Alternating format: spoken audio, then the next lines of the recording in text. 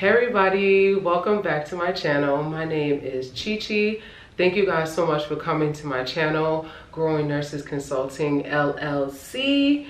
So this is a pretty exciting video for me to film because it's a video talking all about clinicals. Let me move over. I feel like I'm kind of lopsided a little bit. Okay. Yeah, so this video is all about clinicals. So that's what we're going to talk about today. I did post a video on my Instagram page, which is Growing Nurses Consulting.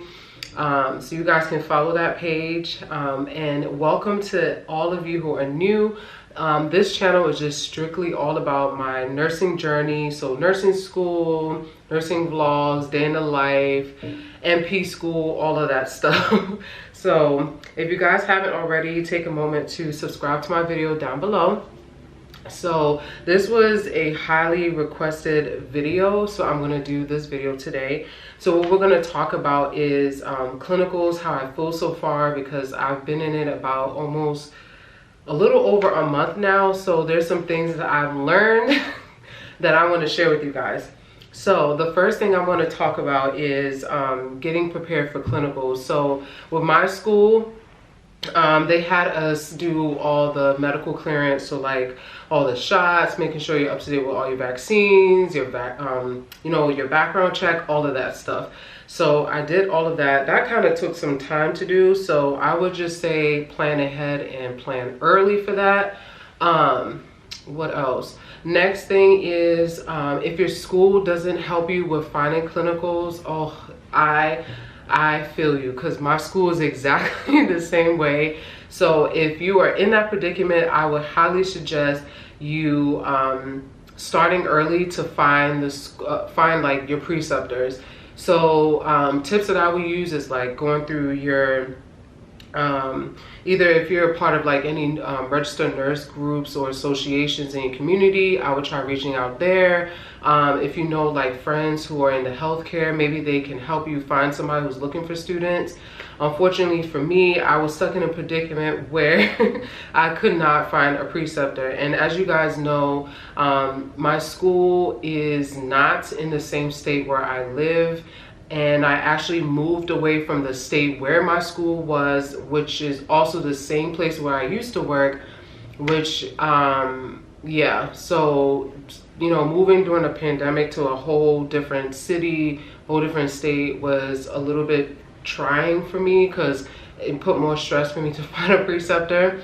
So I would say start early. If you're planning on moving, make sure that like you have like all your ducks in a row before you move, or even to the new place where you're gonna move, because it's gonna be kind of hard like once you get started to try to find a place, you know, with everything going on.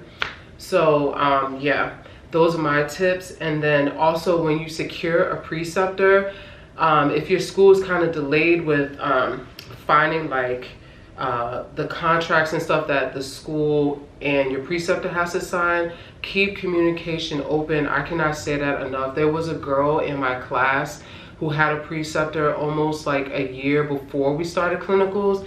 And what happened was, as soon as we started clinicals, she just like, she got the okay, like she was good with the lady and everything. But as soon as we were about to start clinicals, she stopped communicating, and then I guess the lady just assumed she wasn't interested and she already went with another student. So don't do like her. Yeah, so always keep your communication open. If your school's taking a long time to clear you, always keep the communication open. Another tip for finding your clinical that I found helpful for preparing was going on Facebook groups. So like I typed in like NP students guide, or NP preceptors, just anything that would help me. And I would just put like a blurb of like my first and last name, like where I currently live, where my school is, what kind of clinicals I'm looking for, how many hours I need, if I was willing to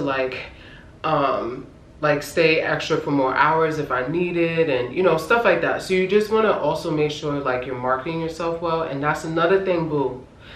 you gotta remember now you're pretty much almost to that point where you're graduating, so make sure your social media account fits the bar. You know, don't have half-naked pictures, guys and girls, and because you never know who's scrolling through there, because you never know, you might have a preceptor, right, and then they see a picture like that's kind of like offensive or whatever, and they might be turned off and just like not even choose you just based off of that. So yeah, you definitely want to make sure your social media account is good. And then also once you get in contact with somebody through Facebook, same thing, keep the communication open.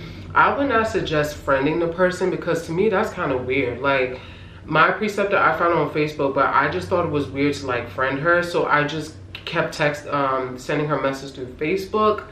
So that is a good tip.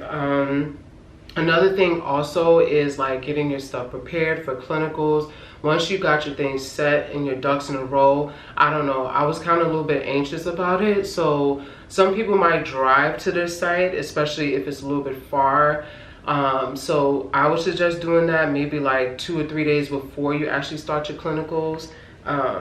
Another tip that I have is once you have your site, you visited a place, you feel comfortable about everything, just make sure your school approves you before going, because what you don't want to do is start going there and seeing patients and then those hours don't even count for your clinicals. Like that's annoying and that's such a waste of time. So yeah, make sure you guys pretty much like talk with your preceptor, tell him or her how many days you were willing to work, you know, a week or a day, how many patients that you were open to seeing, and stuff like that.